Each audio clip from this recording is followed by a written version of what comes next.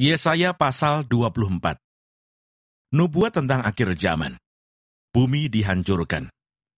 Sesungguhnya, Tuhan akan menanduskan bumi dan akan menghancurkannya, akan membalikkan permukaannya dan akan menyerakkan penduduknya. Maka seperti nasib rakyat, demikianlah nasib imam. Seperti nasib hamba laki-laki, demikianlah nasib tuannya. Seperti nasib hamba perempuan, demikianlah nasib nyonyanya. Seperti nasib pembeli, demikianlah nasib penjual. Seperti nasib peminjam, demikianlah nasib yang meminjamkan. Seperti nasib orang yang berhutang, demikianlah nasib orang yang berpiutang. Bumi akan ditanduskan setandus-tandusnya, dan akan dijarah sehabis-habisnya. Sebab Tuhanlah yang mengucapkan firman ini. Bumi berkabung dan layu. Ya, dunia merana dan layu. Langit dan bumi merana bersama. Bumi cemar karena penduduknya, sebab mereka melanggar undang-undang, mengubah ketetapan, dan mengingkari perjanjian abadi. Sebab itu sumpah serapa akan memakan bumi, dan penduduknya akan mendapat hukuman. Sebab itu penduduk bumi akan hangus lenyap, dan manusia akan tinggal sedikit. Air anggur tidak menggirangkan lagi, pohon anggur merana, dan semua orang yang bersuka hati mengeluh. Kegirangan suara rebana sudah berhenti, keramaian orang-orang yang beria-ria sudah diam, dan kegirangan suara kecapi sudah berhenti. Tiada lagi orang minum anggur dengan bernyanyi. Arak menjadi pahit bagi orang yang meminumnya.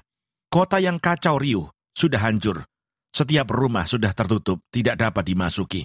Orang menjerit di jalan-jalan karena tiada anggur. Segala sukacita sudah lenyap. Kegirangan bumi sudah hilang. Yang terdapat dalam kota hanya kerusakan. Pintu gerbang telah didobrak dan runtuh. Sebab beginilah akan terjadi di atas bumi, di tengah-tengah bangsa-bangsa, yaitu seperti pada waktu orang menjolok buah zaitun, seperti pada waktu pemetikan susulan, apabila panen buah anggur sudah berakhir. Dengan suara nyaring mereka bersorak-sorai, demi kemegahan Tuhan mereka memekik dari sebelah barat. Sebab itu permuliakanlah Tuhan di negeri-negeri timur, nama Tuhan Allah Israel di tanah-tanah pesisir laut. Dari ujung bumi kami dengar nyanyian pujian, hormat bagi yang maha adil. Tetapi aku berkata, kurus merana aku, celakalah aku, sebab para penggarong menggarong. Ya, terus-menerus mereka melakukan penggarongannya. Hai penduduk bumi, kamu akan dikejutkan, akan masuk pelobang dan jerat. Maka yang lari karena bunyi yang mengejutkan, akan jatuh ke dalam pelubang, dan yang naik dari dalam pelubang, akan tertangkap dalam jerat. Sebab tingkap-tingkap di langit akan terbuka, dan akan bergoncang dasar-dasar bumi. Bumi remuk redam, bumi hancur luluh, bumi gonjang-ganjing. Bumi terhuyung-huyung sama sekali seperti orang mabuk, dan goyang seperti gubuk yang ditiup angin. Dosa pemberontakannya menimpa dia dengan sangat. Ia rebah dan tidak akan bangkit-bangkit lagi. Maka pada hari itu Tuhan akan menghukum tentara langit di langit, dan raja-raja bumi di atas bumi. Mereka akan dikumpulkan bersama-sama, seperti tahanan dimasukkan dalam liang. Mereka akan dimasukkan dalam penjara, dan akan dihukum sesudah waktu yang lama. Bulan purnama akan tersipu-sipu, dan matahari terik akan mendapat malu.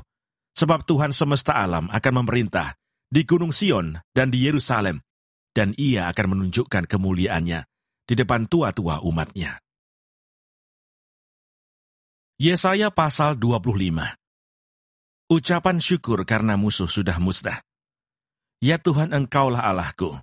Aku mau meninggikan Engkau, mau menyanyikan syukur bagi namamu.